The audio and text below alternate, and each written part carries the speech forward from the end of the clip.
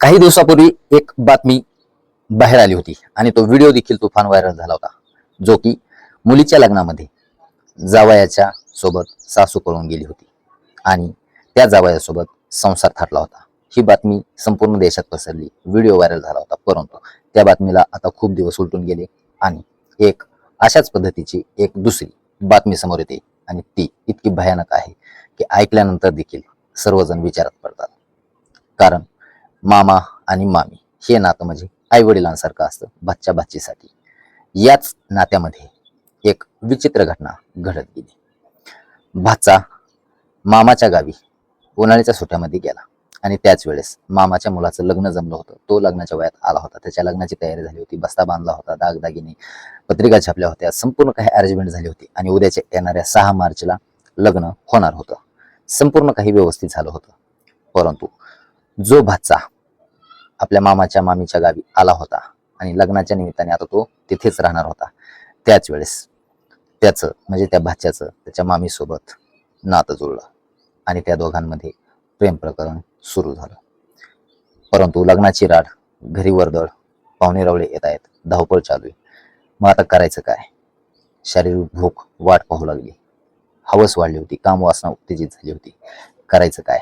मग त्यानंतर भाच्यानी आणि त्या मामीने एक निर्णय केला, इशाऱ्यामध्ये, आणि त्या दोघांनी घरातून रोख रक्कम लग्नासाठी जी जमा केली होती मामाने, ती रोख रक्कम, दागिने संपूर्ण काही घेतले आणि मी माहेरी जाते आणि सर्वांना निरोप देऊन सुद्धा येते लग्नाचा म्हणून ती घराच्या बाहेर गेली. इकडे भाचा घराच्या बाहेर पडला आणि दोघांनी बाहेर जाऊन भेट घेतली आणि तिथूनच दोघ जण फरार झाले, पळून गेले.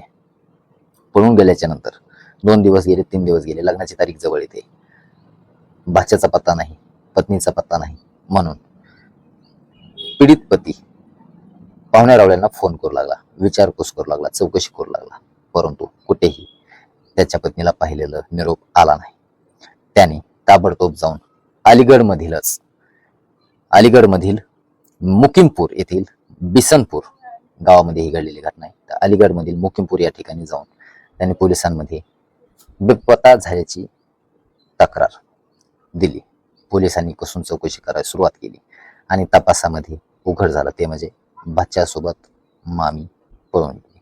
प्रेम प्रकरण, अफेअर या गोष्टीच्या अनुषंगाने ह्या अँगलने तपास सुरू झालेला आहे आणि लवकरच त्यांना पकडण्यात येईल असं आश्वासन देखील दिलंय. परंतु पीडित पती जो आहे, त्या भाच्याचा मामा, त्या पत्नीचा पती, तो अत्यंत हतबल झालेला आहे. कारण मुलाच्या लग्नासाठी पैसे, दागदागिने संपूर्ण काही एक एक रुपया करून जमा केला होता आणि तेच घेऊन पळून गेल्यामुळे मुलाचं लग्न देखील आता रहित करण्याच्या डगावर आहे.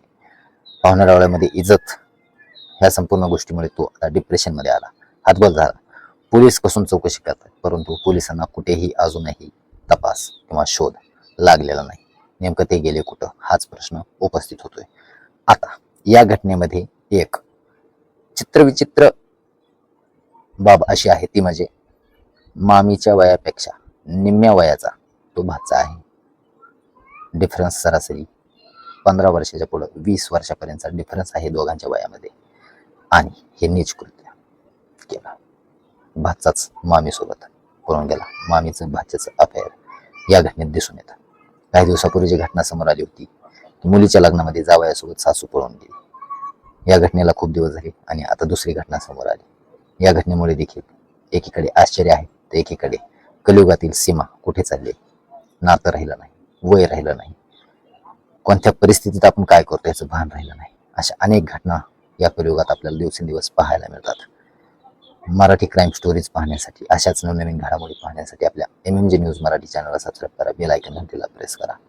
लेटेस्ट न्यूज, टुडे न्यूज, घडामोडी आपल्या चॅनलवर पाहायला मिळतात.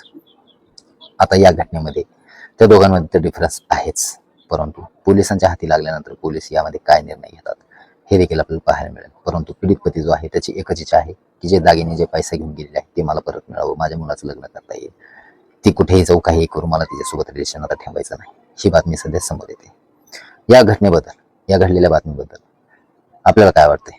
आपली प्रतिक्रिया कमेंट बॉक्समध्ये कळवा आणि या भयानक परिस्थिती, बदलती परिस्थिती, जी धक्कादायक घटना घडतात, याबद्दल आपलं मनोगत काय आहे कमेंट बॉक्समध्ये कळवा.